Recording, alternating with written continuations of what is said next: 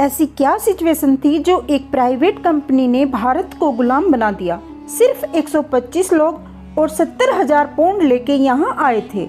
East India company का एक ही rule था, अपना मुनाफा करना और जिसका पैसा लगाए हैं उसको लाभ देना, जैसे शेयर मार्केट में करते हैं। जब ब्रिटेन की कंपनी भारत में आई थी उस टाइम भारत की स्थिति टेक्सटाइल में बहुत अच्छी थी और ब्रिटेन के हालात अच्छे नहीं थे। तो अंग्रेज यहाँ मसालों का व्यापार करने की अनुमति रानी एलिजाबेथ से लेकर आए थे। उस वक्त हमारा भारत सुपर पावर था। 1603 को रानी एलिजाबेथ की मृत्यु हो जाती है। उसी दिन ब्रिटेन के नए राजा किंग जेम्स बनते हैं। उसके बाद ईस्ट इंडिया कंपनी के डायरेक्टर किंग जेम्स से मिलते हैं और उससे रिक्वेस्ट करते हैं कि वे अपना ऑफिशियली डिप्लोमेसी भेजेंगे तो उनकी बात ज़्यादा सीरियसली ली जाएगी और उनका काम बन जाएगा। किंग जेम्स इस बात से सहमत हो जाते हैं। 1615 को सर थॉमस को एक शिप से सूरत भेजते हैं। वो एक स्मार्ट व्यक्ति था और जहांगीर से जाकर मिला। उसने जहांगीर को ब्रिटेन से व्यापार करने के फायदे समझाए।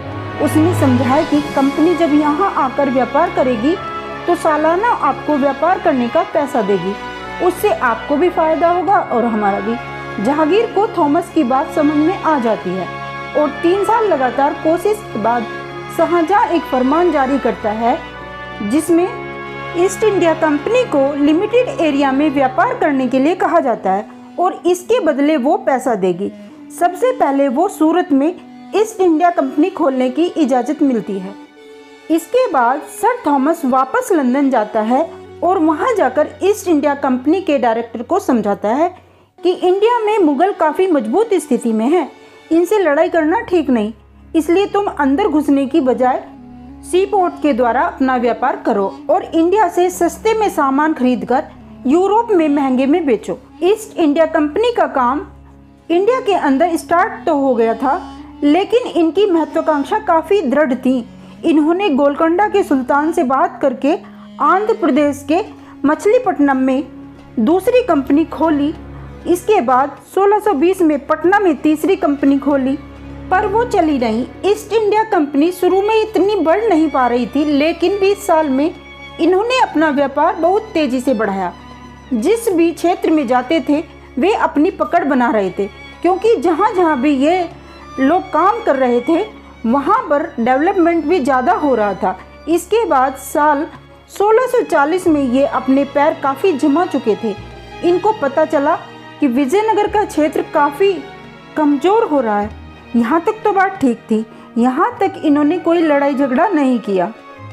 बस क्षेत्र को देखकर राजा को अलग अलग तरह के लालच दे रहे थे और व्यापार करने के फायदे बताते थे। तो बिल्कुल ये ही बात इन्होंने विजयनगर के राजा को समझाई और उनके क्षेत्र में व्यापार करने की बात कही। तो फायदा देखकर राजा ने इनको व्यापार करने की अनुमति दे दी। मद्रास पट्टनम में राजा ने इनको एक एरिया दे दिया था। एरिया इसके लिए दिया जाता था कि इनको अपना सामान वगैरह रखना होता, इतने सारे लोगों के रहने की व्यवस्था करने के लिए। जब इनको एरिया मिला तो इन्होंने यहाँ किले भी बना लिए थे और कारण बताया कि इतना सामान और व्यापार करने के लिए ज़्यादा लोगों को रहने की जगह यहाँ जो किला बनाया उसको ब्रिटिश के नाम दिया, फोर्ट सेंट जॉर्ज, और इसी एरिया में कुछ पार्ट और भी जोड़ा और इसका नाम मद्रास पड़ा। कुछ साल यहाँ व्यापार करने के बाद 1662 में इंग्लैंड के राजा थे चार्ल्स सेकंड। उन्होंने क्वीन कैथरीन से शादी की तो दहेज में एक आइसलैंड मिला। यहाँ पर पुर्तगालियों का कब्जा था। इस जगह को मुंबई बोला जाता था। और जब इंग्लैंड को ये एरिया दहेज में मिला है तो ईस्ट इंडिया कंपनी ने यहाँ भी एक कंपनी खोली। अंग्रेज यहाँ कमा तो रहे थे, लेकिन मुगल इन्हें अंदर नहीं घुसने दे रहे थे। उस समय बंगाल के अंदर एक एरिया था, वो बहुत ही संपन्न क्षेत्र था। वहाँ पर फसल वगैरह भी बहुत अच्छी होती थी। उड़ीसा, बंगाल, बिहार, ये क्षेत्र उस समय का भारत का ही नहीं दुनिया का सबसे संपन्न इलाका था और ढाका टेक्सटाइल मैन्युफैक्चरिंग तूफान पर था। तो ये ही कारण था कि ईस्ट इंडिया कंपनी शुरू से ही बंगाल में व्यापार करने के लिए सपने देख रही थी और आगे चलकर यही चीज़ इंडिया की हिस्ट्री को बदल कर रख देती है।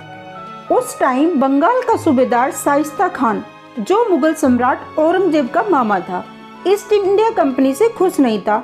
तो स्पेशली इनको मनाने के लिए, बंगाल के अंदर अच्छे से व्यापार कर पाए, तो शाइस्ता खान को मनाने के लिए विलियम हेजिस को भेजते हैं और काफ़ी हद तक कामयाब भी होते हैं। एग्रीमेंट करके छोटे लेवल में व्यापार भी शुरू हो जाता है। सन 1681 में ईस्ट इंडिया कंपनी का नया डायरेक्टर जोसेफ चाइल्ड बना, जो एग्रीमेंट वगैरह थे उनको सही से नहीं करता था। इस बात को लेकर बंगाल का जो गवर्नर था वो खुश नहीं था। उसे टैक्स को बढ़ाकर 2% से 3.5% तक कर दिया था। जोसेफ चाइल्ड थोड़ा अकड़ू टाइप था, उसने इसको मानने से मना कर दिया। अगर इस तरह से टैक्स बढ़ाओगे तो हम टैक्स भी नहीं देंगे और चिंतागोंग को भी पकड़ लेंगे। लेकिन जो गवर्नर था वो इनकी सुनता नहीं था और टैक्स दे देता था। सब कुछ 1686 में चल रहा है। जोसेफ चाइल्ड नाराज हो जाता है, वो आक्रमण करने की सोचता है। वो लंदन से 19 लड़ाकू विमान, 200 कैनन और 600 सैनिक मंगाकर मुगलों पर आक्रमण कर देता है। ये ब्रिटिश ने पहली बार किया। उस वक्त मुगल ने अंग्रेजों को बुरी तरह हरा दिया था और इनके जो लोग काम करते थे उनको कैदी बना दिया था। और इनकी जो फैक्ट्री थी, हुगली, पटना, कासिम बाजार, विशाखापट्टनम, इन सारी फैक्ट्रियों को अपने कब्जे में कर लिया था और सूरत की फैक्ट्री को बंद कर दिया गया और बॉम्बे में जो व्यापार चल रहा था उस पर कब्जा कर लिया। ये वो टाइम था जब ईस्ट इंडिया कंपनी को समझ आ गया था कि उन्होंने बहुत बड़ी गलती कर दी है। इतने सालों की मेहनत पानी में बह गई थी। ये बहुत शातिर थे। यहाँ इन्होंने माफ़ी मांगनी शुरू कर दी। सन 1707 औरंगजेब की मृत्यु हो गई थी। औरंगजेब के बाद आजम शाह, शाह आलम, जहांगीर शाह और इसके बाद फारूक मुगल एम्पायर बने। अगले 10 साल तक यही चलता रहा। मुगल साम्राज्य बहुत ही कमज़ोर हो रहा था। इसके बाद 1717 में मुगल फारूक आते हैं। ईस्ट इंडिया कंपनी शुरू से बंगाल में व्यापार करना चाह रही थी क्योंकि यहाँ से ये लोग बहुत ज़्यादा कमाते थे। इसके लिए इन्होंने एम्पायर फारूक को गिफ्ट भिजवाने शुरू कर दिए। एक बार एम्पायर फारूक बीमार पड़ जाता है। William Hamilton east India company के सर्जन थे जिन्होंने फारूक को ठीक किया था।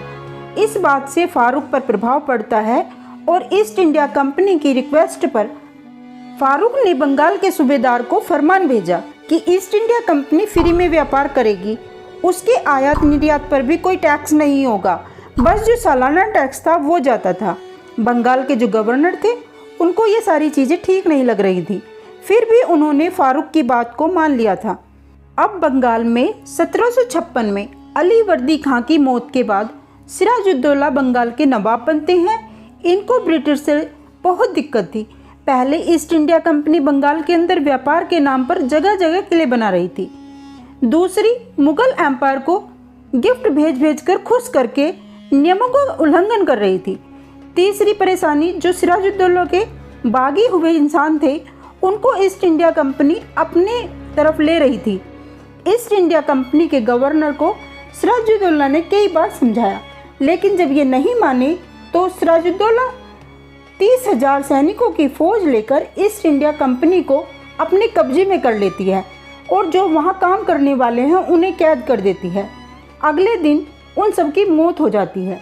इस तरह का झटका ईस्ट इंडिया कंपनी को पहली बार मिला था।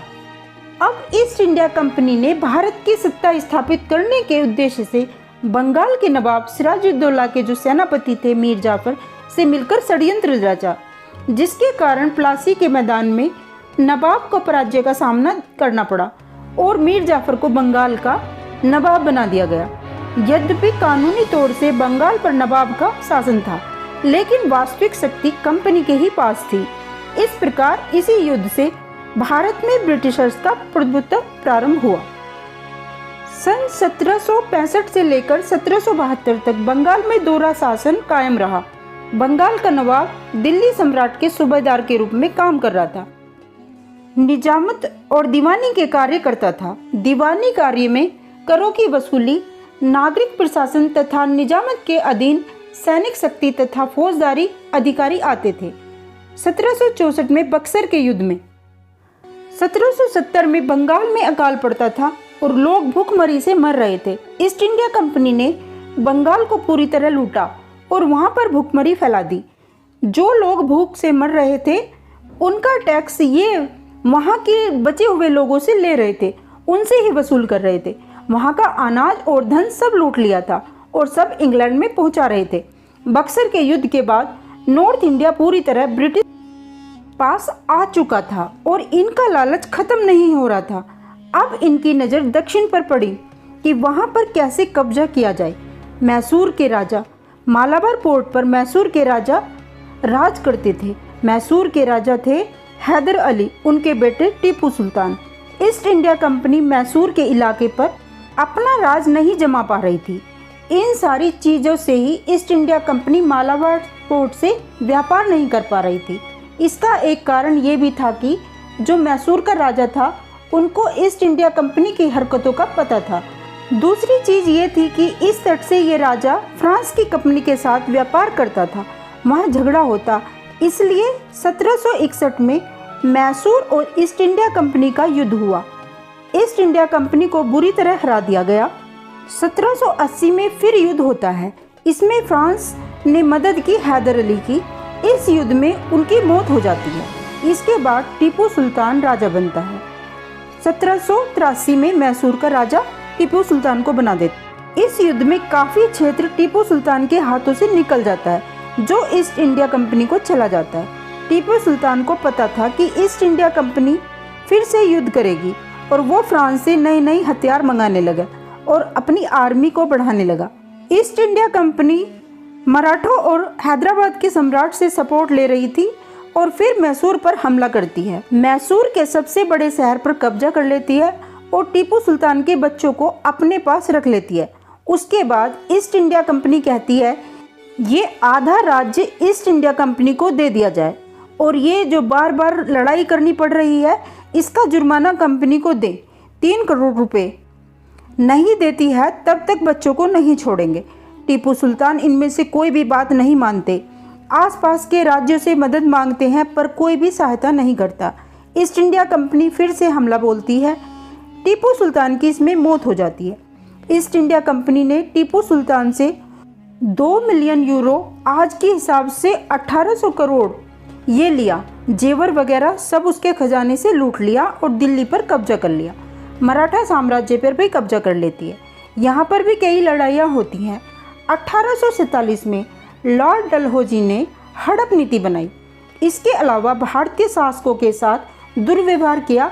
इससे भारतीयों में ब्रिटिश शासन के प्रति शत्रुता की भावना पैदा हो गई। अंग्रेज शासकों ने भारतीयों के धार्मिक तथा सामाजिक मामलों में रीति रिवाजों में हस्तक्षेप करना शुरू किया। भारतीयों को ईसाई बनाने का कार्य भी करने लगे। इस हड़प नीति के मुताबिक किसी भारतीय राजा की अगर मौत हो जाती है तो वह क्षेत्र ईस्ट इंडिया कंपनी के कब्जे में आ जाएगा। ऐसा कर करके इन्होंने पूरे भारत पर कब्जा कर लिया था। रॉबर्ट क्लाइव ने भारत से पैसा लूट लूट कर लंदन की संसद में सरकार से मिलकर अपने हिसाब से काम करती। सन 1858 में ब्रिटिश सरकार गवर्नमेंट इंडिया एक्ट लेकर आती है, जिसके बाद इंडिया को ब्रिटिश राज्य का पार्ट बना दिया जाता है। इस एक्ट के आने के बाद ईस्ट इंडिया कंपनी की पावर को ख़त्म कर दिया गया। अब ब्रिटिश सरकार इंडिया को कंट्रोल कर रही थी। ब्रिटिश सरकार ने इंडिया को अपने कंट्रोल में ले लिया। इससे पहले जो east India company position, revenue सब कुछ ब्रिटिश सरकार के अंडर आ गया था। ईस्ट इंडिया कंपनी ने पूरी तरह से डाका डाला था। इन्होंने जितनी भी जीत हासिल करी वह सब धोखेबाजी से, रिश्वत और फर्जी कागजात बनाकर करी। ब्रिटिश सरकार ने इंडिया से 45 ट्रिलियन डॉलर लूटे। लगभग 200 साल में लूटा गया धन। ब्रिटेन की अगर अब की जीडीपी देखी जाए तो 3 ट्रिलियन डॉलर है।